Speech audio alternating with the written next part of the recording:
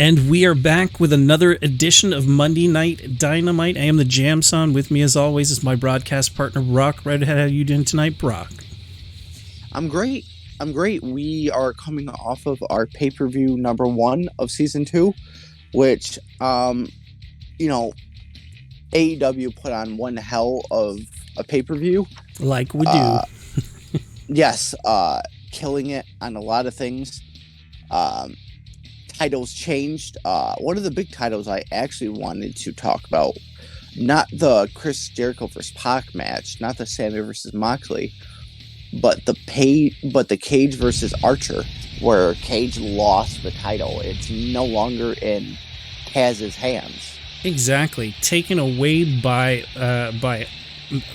Lance Archer, the Murder Hawk himself. Was eyeing some gold for a while and never got to any of the big company golds. And then this opportunity came. Brian laid down the challenge and Lance accepted it and was able to take it away at the pay-per-view. I mean, what do you think the repercussions are going to be? Well, if I was Taz, I'd make sure the other members of Team Taz go after and target Lance Archer to try to bring that belt home to their home team at least.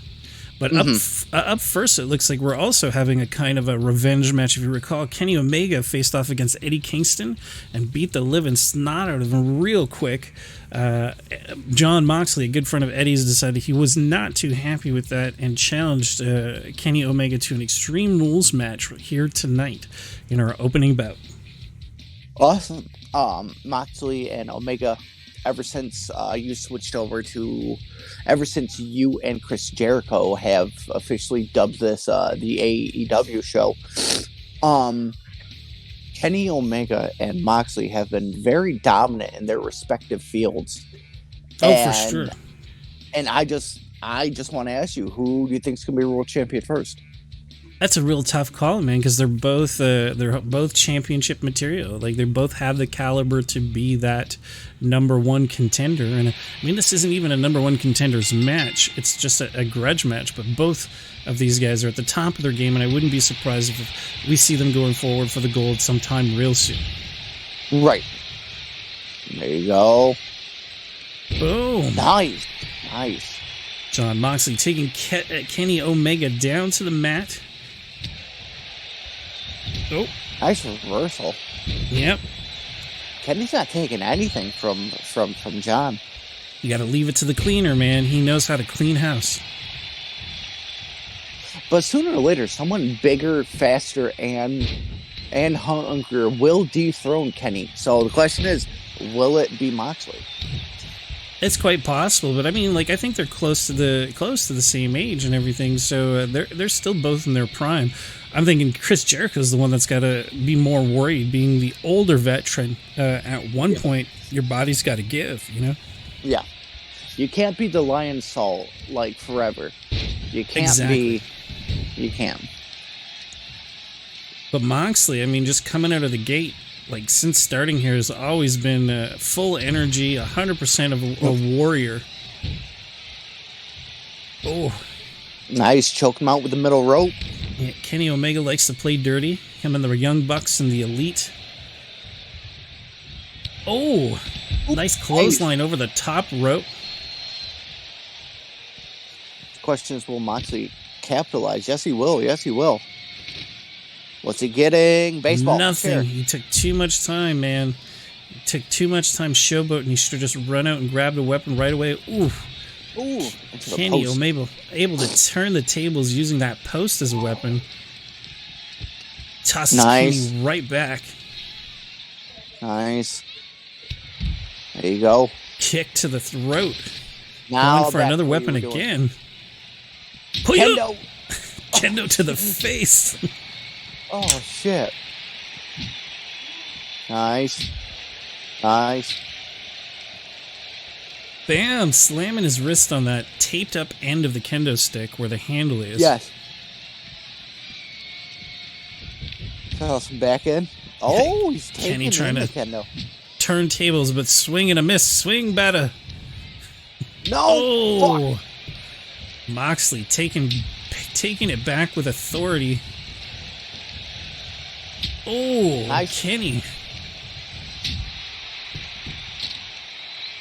giving him a what two as well. Mm-hmm. Oh, flip over knee. Jesus. Kenny Omega's knee's pretty famous, although I don't think you could count that because that kendo stick kind of doesn't put your back entirely down. I know it's really more the shoulders you need to worry about, but still, it's kind of a cheap way to pin someone on a kendo stick. Nice comeback. Not quite enough to keep Kenny down.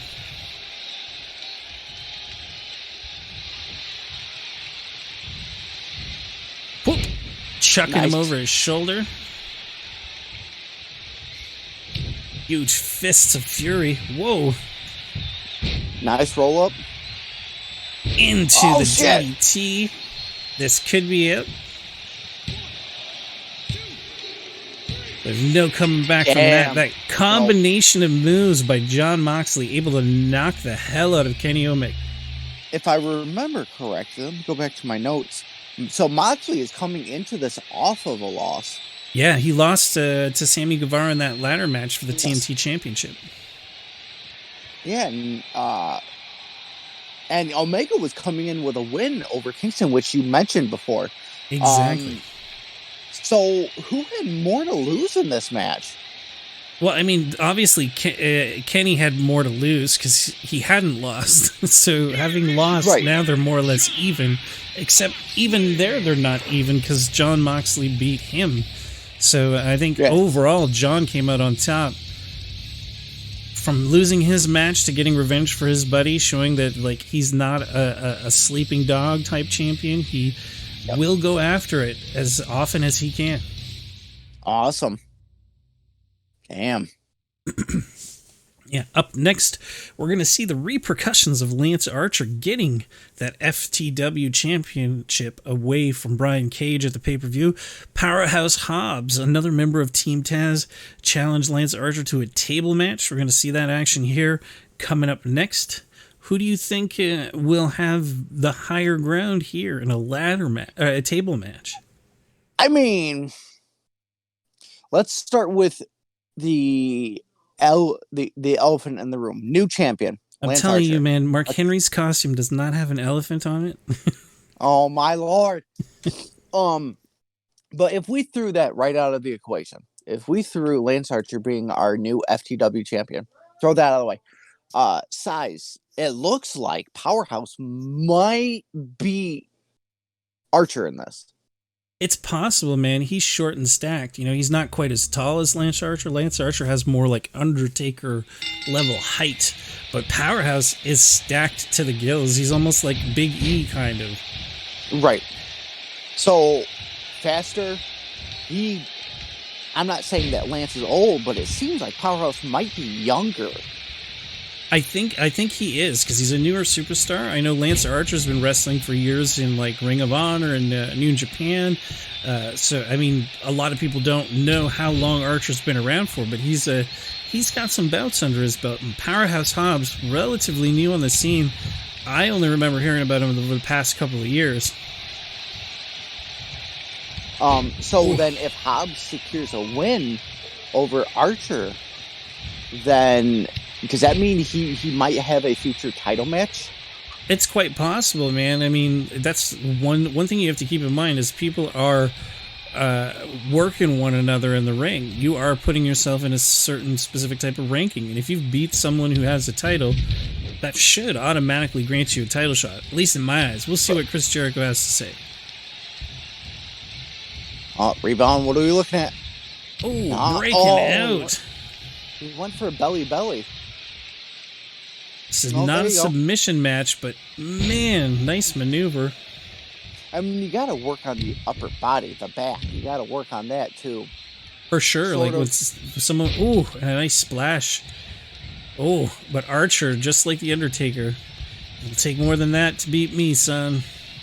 I feel like in a tables match, legs are not your target. It's your back and your upper body you want to target on somebody because, if you take out their legs, they can't carry you. But if you take out their back and their upper body, once they have you up, they can't keep you up there. They're gonna collapse. Exactly. There you go. Powerhouse picking him up, gonna bounce him off those ropes. Powerhouse is looking fucking impressive in I want to say debut because I haven't seen his match yet within this company. But that's true. That's the first match that he's had in the new AEW. So going up against a champion, whether it be world, mid-card, tag, women's, whatever, going toe-to-toe with a champion in your debut match is nothing to take away from. Oh, exactly. And I mean, this isn't a title match itself, but yes, I have to agree with you. Being able to challenge that champion right out the gate makes me think of like John Cena going up against Kurt Angle, when he first came out with his ruthless aggression. Mm-hmm. Now, they got to decide if they're going to fight inside or outside the ring. Good. They've made a decision. Your fans know my stance on outside fighting. Yes. Your fans know it by now. They've been hearing me for a fucking year now. Well, I mean, what can I say? Like, I don't mind the fighting outside as long as it doesn't go on too long. Yeah. And Dylan loves his 20 count, which... Yep. I just got no counts. It makes it a lot easier. Yeah. It is unfortunate because I love the idea of heels doing that sneaky win that way, but, it just does not work unless you're playing it. Exactly. Snapmare. Oh! Powerhouse. Oh, gonna drop him on the table? Oh my God, come on. If that was angled slightly different. Cena, if this was old school Cena, he would have done the throwback, went over the guy's back and face plant him on top of the table, and it would have been it. Which, speaking of Cena, let's talk about one match in particular of Backlash. The fact that every champion lost their titles except for John Cena. Of course. What did you think? I thought that's standard John Cena for you. I mean, let them all lose, but I will retain. So then, let's end the conversation of Backlash with Daniel Bryan, Keith Slater, and Randy Orton doing the tribute triple threat match that Chris Benoit, Triple H, and Shawn Michaels had. Like, what did you think? It seemed like that was a quick match, like a 2-3 minute match. That it Daniel was Bryan, quick, but man, it was artful. It was put together. Everybody looked good. Yep. Can't complain. Like sometimes you don't need a super long match for it to be an epic match. Look at the Brody Lee versus Daniel Bryan match. Yep. That one was a long one that went out that way, but I mean, the reverse can be true. Like Chris Jericho beating Goldberg in 13 seconds. You mean Gilbert? Oh, that's what I mean. That's bullshit. What I mean. You bullshit. You bullshit. That's not bullshit. There was nothing in the rules, man. You know damn well that if Chris Jericho subconsciously went by the rules and didn't hire an outside work, he probably paid him money for it too. Like, hey, he probably bought him a sandwich for it. To be honest. Oh, he did look starving. He did look like he was starving. Indeed, he was like, "Hey, man, come in and do the job for me, and I'll give you a sandwich." No, he probably said free at first, and then he was like, listen, I'll at least give you a sandwich. Yeah. But no. But yeah, season 2 is going to be something. Well, already heating up, man. First night. Ooh, yeah. Doesn't quite break the table, though. Already season 2 heating up. Oh. Yep. Slam him onto the table. No, that's not how this works, Hobbs. Hobbs just wants to prove a fucking point at this point. He's like, I'll put the table on you. Knock you through it. I'll jump through the table onto you. That's how tough I am. Listen, Hobbs, don't get cocky. Yeah, cockiness ends up messing up many a wrestler's career. No. Hobbs, you son of a bitch! Oh, he's fighting out of it. Oh, I thought that was it. Oh, no. Oh, my God, Hobbs, don't fuck this up. Archer clipping his hip on the corner of that table. Dude, I thought it was over. I thought that was over.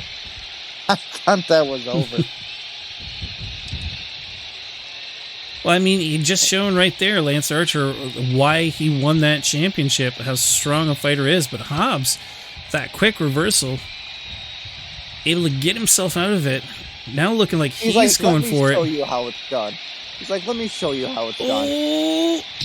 And it's over. Damn. Powerhouse Hobbs taking Lance Archer through the wood. On his debut match. Fucking phenomenal. Indeed, man. Strong. Like, his name is Powerhouse for a reason. Now, you know damn well that we were watching the same exact match. He got fucking cocky. So if you were to go backstage and have a talk with him, what few pointers would you give him after watching this match? Well, first, like you said, tell him to don't get cocky, kid. You know, this was a table match. You were fortunate. What if your next match is a hardcore match and Archer can grab tables and bats and 2x4s and beat the living hell out of you with them? It could be a totally different story if you can't get your hands on them. Mm-hmm. Damn. But definitely an impressive showing, and again, Team Taz getting the revenge on their loss, much like Jon Moxley did in revenge for Eddie. Yes.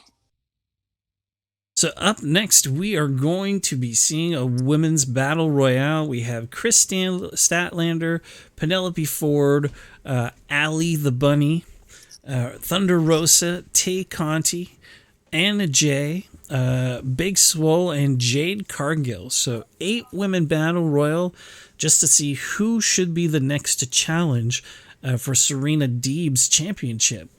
I know Britt Baker's going to get a rematch for sure, but if she loses her rematch, then we need a new number 1 contender. So the winner of this match will be that number 1 contender. Awesome. Let me just... There we go. Let's talk about that match real quick before we continue. Deeb versus Baker at Double or Nothing. Fantastic match. I thought Baker was leaving with the title. Me too. Obviously not.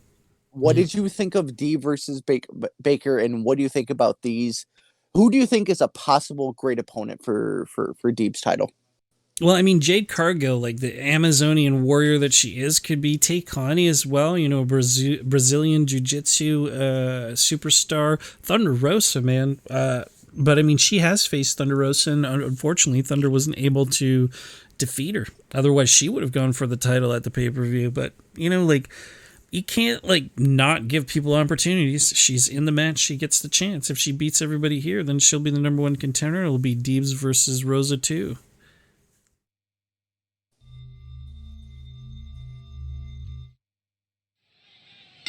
Starting things off, we see in the center of the ring Cargill and Kris Statlander, who had a match before the pay-per-view in which Kris Statlander won, kind of showing that renewed rivalry. Yeah. Taking her down to the canvas. Who's going out first, do you think? I don't know, man. I would think probably either the Bunny or Penelope, because I think they're the least experienced wrestlers in here. But I mean, it's not always up to experience, right? A couple of people could team up and go, you know what, Jade, she's a threat, she's huge. Let's try to get her out first. It's all a question of mentality and strategy. Unfortunately, the only women in here that have actually worked together as a team is Tay Conti and Anna Jay. We got somebody out. Oh, Bunny. That's who I thought. Okay, good. Yep. Nice. Oh, Statlander's out. Beautiful. Thunder Rosa almost getting knocked out by Penelope Ford. Anna Jay of the Dark Order looking real strong in the center of the ring, beating up her tag team partner.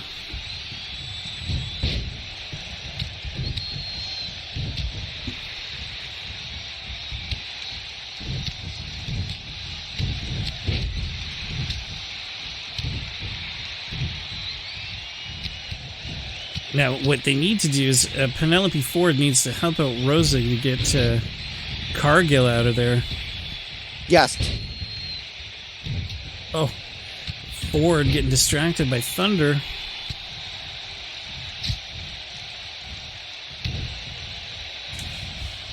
God, fucking, she's a monster in the fucking ring. Monster presence.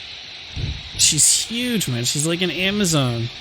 Trying to get Anna Jay out of here. Take Connie, betraying her tag team partner.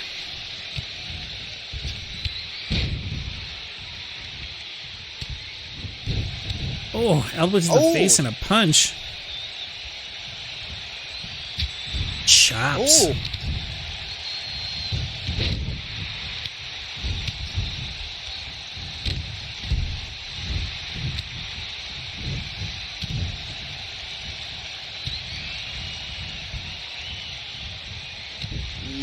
Wow, nice. man. Anna Jay taking Jade Cargill down a few pegs. Oh, someone fall out. Someone fall out. Yep, Penelope Ford was eliminated. We are now down to 4. Jeez, Anna still kicking the crap out of her.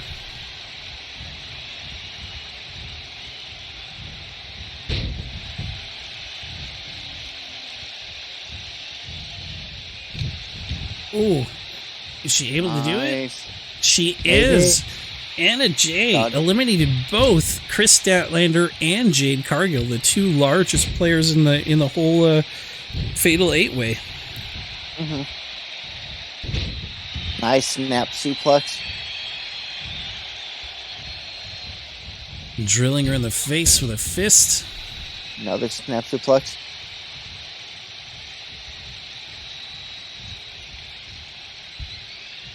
We'll pick her up. Spine buster. Yeah, huge spine buster. Kind of smart. You know, you get one person down, then focus on the other one that's up. No! Nice. Tay Connie. So now it comes down between the tag team partners of Tay Connie and Anna Jay. Listen, why didn't Thunder do better, bro? I have no idea. She made it to the top 3 at least. That's still an accomplishment. I know, but I don't know. I want her to be a world champion. Nice spinebuster. Go ahead. Whoa. Nice. Tay, get those kicks in. But Anna Jay, man, she's built like a brick house. Yep. Take more than a few kicks to take her down.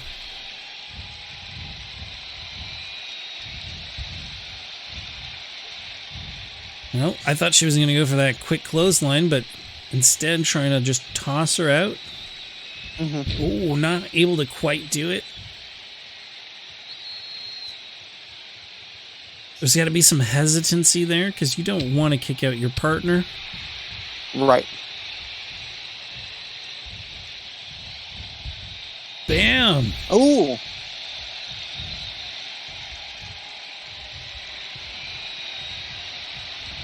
Boom! Jeez. Anna Jay really working it hard, taking Tay down, calling for a finisher. If I were you, I'd just put her on the ropes and use your finisher, but that's just me. Boom!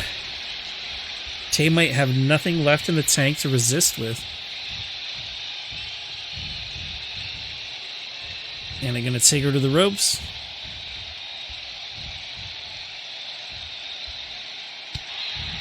Ooh, Tay able to fight out of it. Mm-hmm. Oh, doesn't quite dodge. Just barely got it. But Anna's hurting too.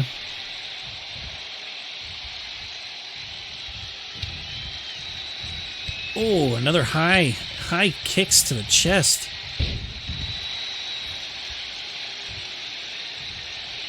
Looks like this is no sweat off my nose. I could do this all day. Yep. Oh, choking her out.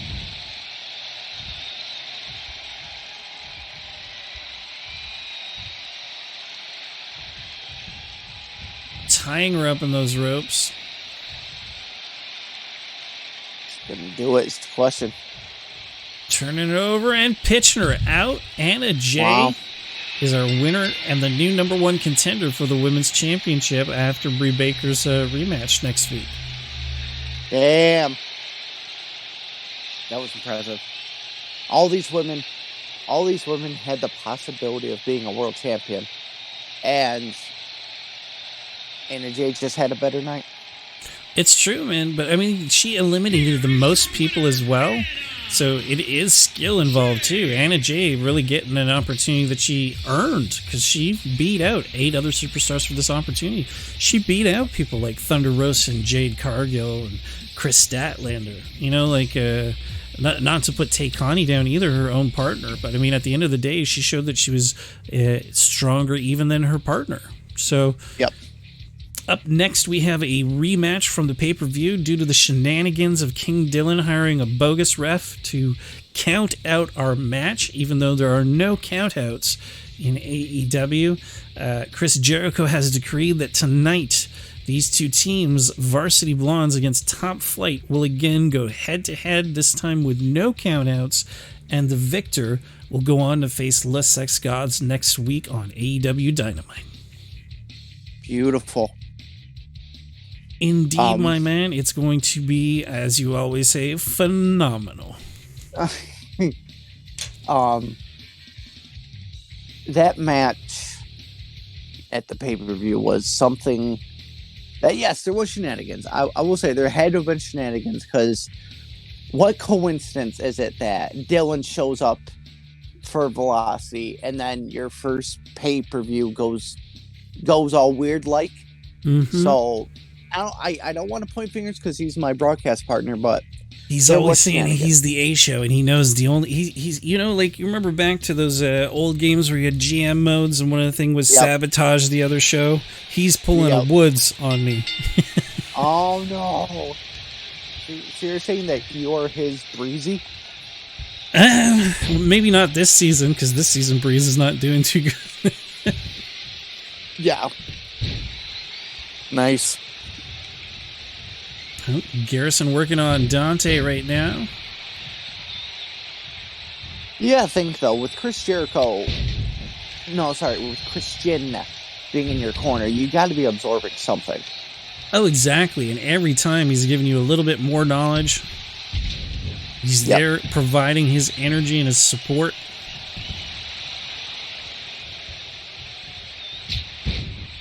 Nice top. Smart move, too. Get your brother in.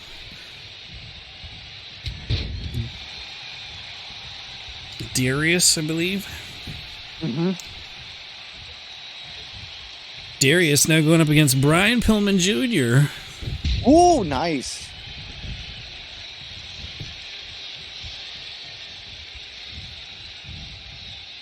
Oh, big neck breaker.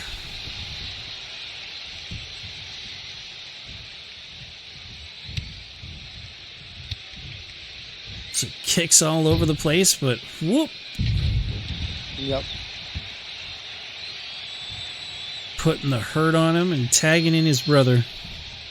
That's how you gotta do it. You gotta stay constant tag. That's it. But I mean, that's the thing that you have to keep in mind too, as well. Darius and Dante are brothers. Matt Hardy wrestled with his brothers, so his style, his wisdom of brotherly tag team is being passed on to that team, as well as Christian, whose brother from another mother and father, Edge, really has the edge in training these two in their non-related tag team format. So, overall, I think they're very well matched and make for a very interesting rivalry. Yes. Not to mention, like, Matt and Christian, like, look at these as, like, extensions of themselves. So it's almost like kings playing chess, and these are their pawns, Right.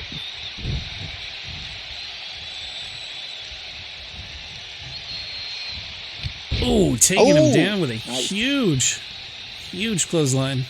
Bringing in Brian Pillman. So, again, smart. Tagging in and out fresh people. Nice takedown. Pillman unable to follow through. Oh, gonna heave Dante over his shoulder.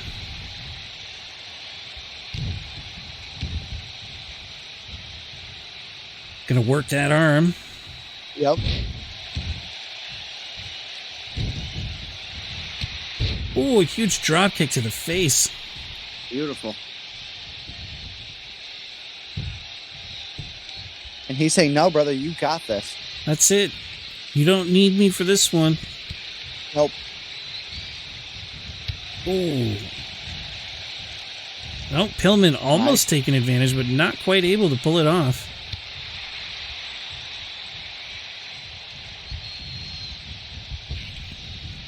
Oh, I thought that was... Another neck breaker.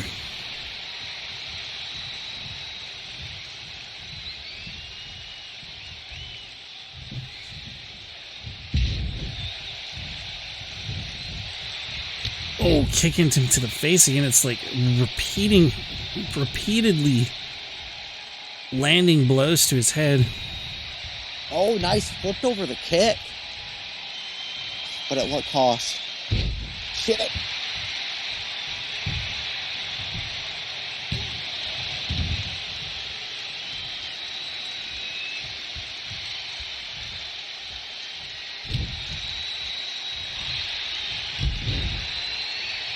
Working his arm like you do.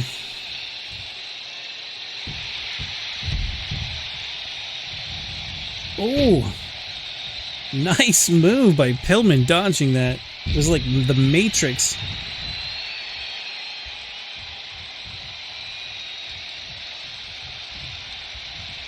Nice tag. These guys are...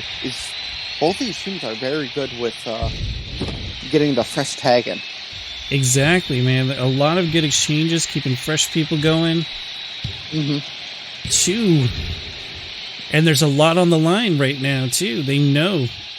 Both teams know that they have to pull off this win if they want to go for that gold. Mm-hmm.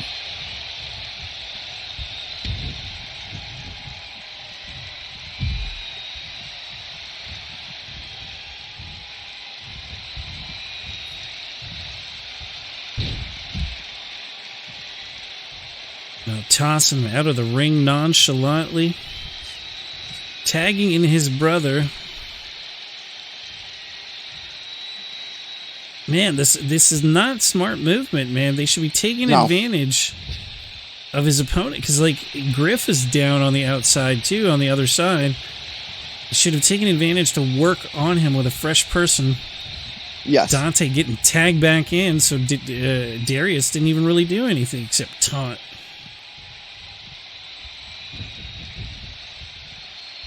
Oh, here we go.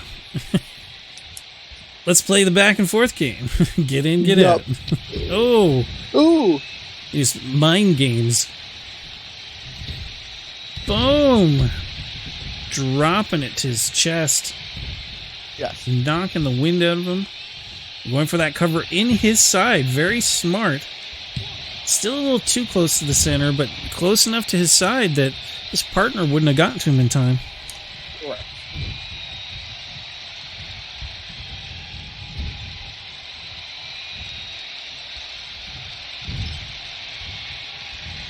Oh, what are we looking at? Boom! Rolling Thunder. Well, almost like a modified Rolling Thunder. Ooh. Not quite capable of closing it there. Nope.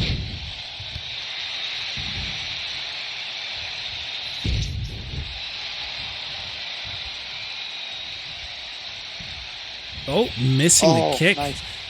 Pillman able to get out of the way.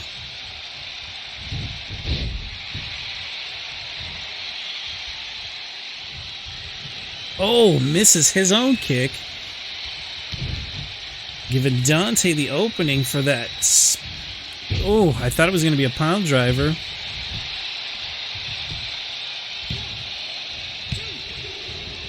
Oh, 2.5. I thought that was 3. Top Fight's doing very good right now. They are. Man, small package twisty McFlip.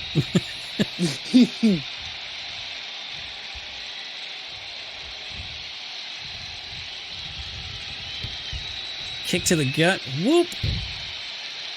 Boom. Nice. So many Canadian destroyers happening in this match. I've lost count. Yep. Pillman able to make the hot tag even though he was slow as fuck. Oh, yeah. Griff going upstairs. Is he going to jump onto Darius? Nope. Oh, spears him, though. Not quite enough. Really too bad because Dante's out of the picture. Griff going upstairs again. Is he going to do it this time? Boom! Elbow to the back. Oh, and going for another? A second.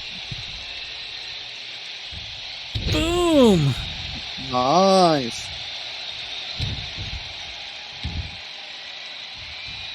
Dropping that leg.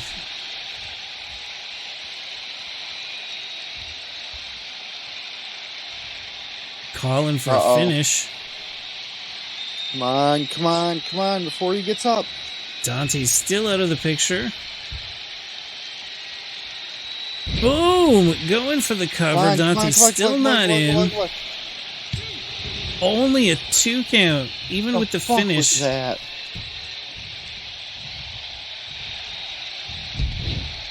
Working that arm some more, but a rope break too close. Too close. Boom! Mama said knock you out.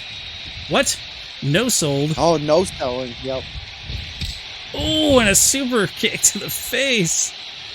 Smartly, Darius tagging in his brother Dante.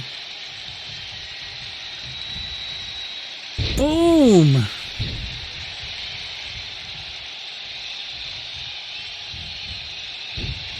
Nice. Griff able to take him back, taking him to the ropes. Boom! Super boot to the face. Good night, kid.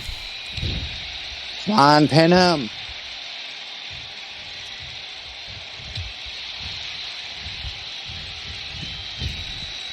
Oh, he reverses.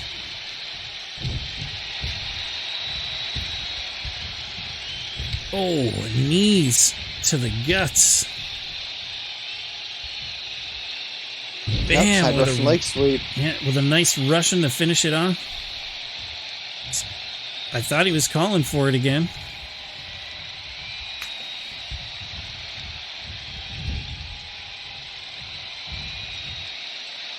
Turn him around. What do you got? Avalanche? Oh. Nope, doesn't quite go for it.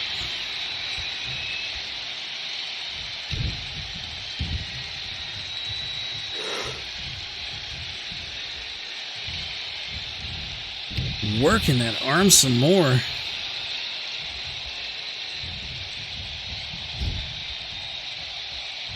Oh, got a tag. Blind tag from the brother.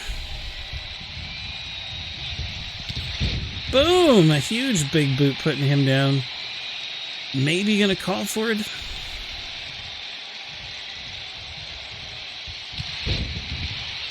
Clothesline from hell if I ever saw one. Oh, yeah.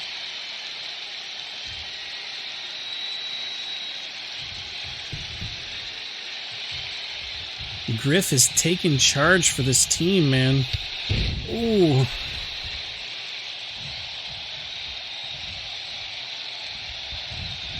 Oh, he's going up. Darius going to the top rope. Huge elbow to the chest of Griff Garrison on the canvas.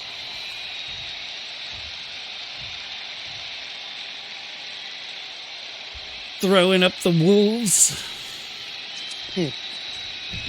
No, what are you doing? Teabagging his opponent. Okay, I thought he was getting up faster than he did. Against the ropes. Oh. Taking him down. Very acrobatic, these two.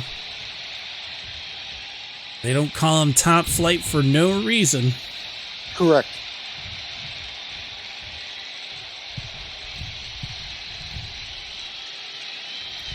Bam! Dropping him right to his back.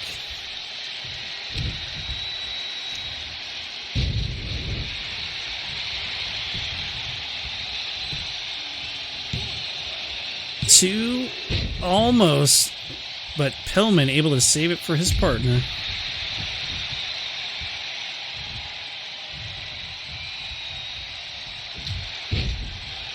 Nice rolling forearm.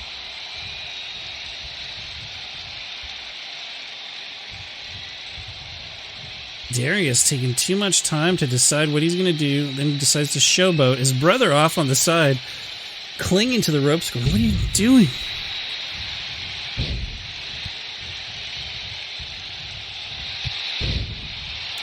Darius just might lose this one for his family. Yeah. Oh! Pull something out. Oh, huge punch to the gut. Oh, it went for a spear but biffed it.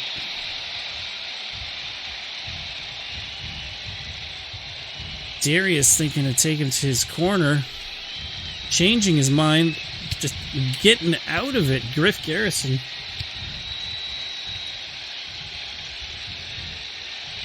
Nice. Belly to belly.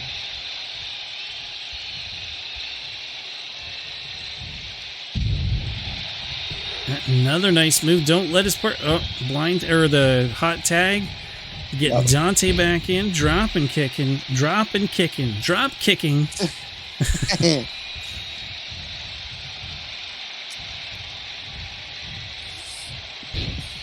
Back in my day, it was a drop and kicking. It was a drop and kicking, I tell you. All the kids were saying it wrong after.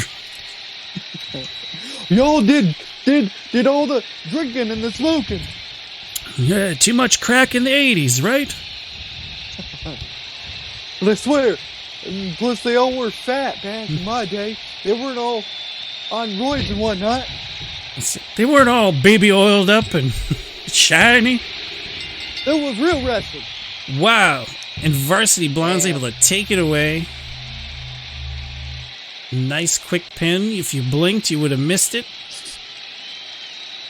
I looked away for a second. I missed it. I blinked.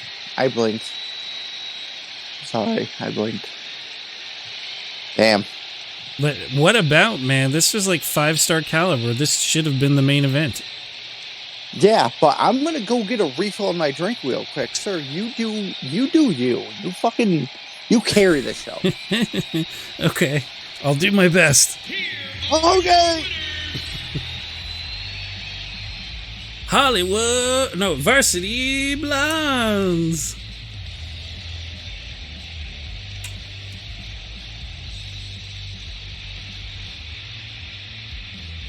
Brian Pillman posing for the cameras, being the number one of the number one.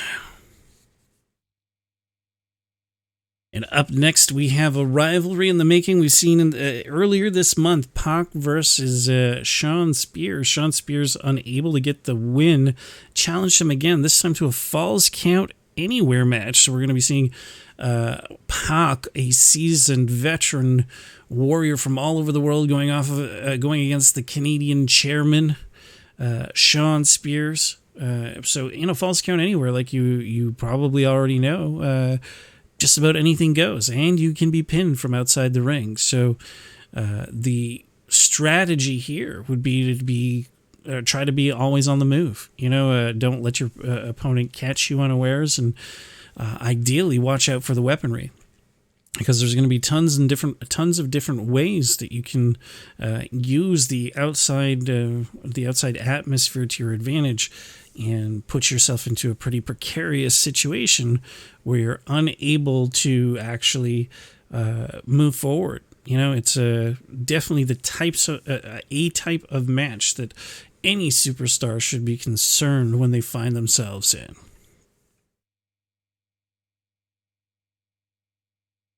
Unfortunately, Shawn Spears has not had the best track record so far going forward with AEW, having lost several of his matches, but having now teamed up with the Pinnacle, with MJF and his band of brothers, the FTR, Wardlow, and himself. well, maybe this will be the tide that turns things for him. Maybe they can actually go off and face someone like the Inner Circle.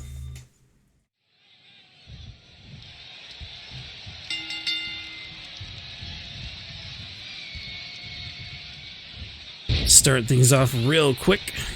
Taking Pac down.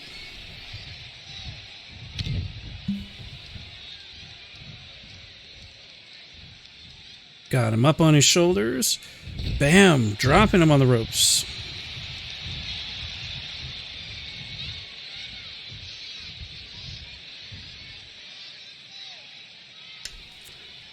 Spears has him pushed up against that corner. Ref going to intervene, separate him a little bit.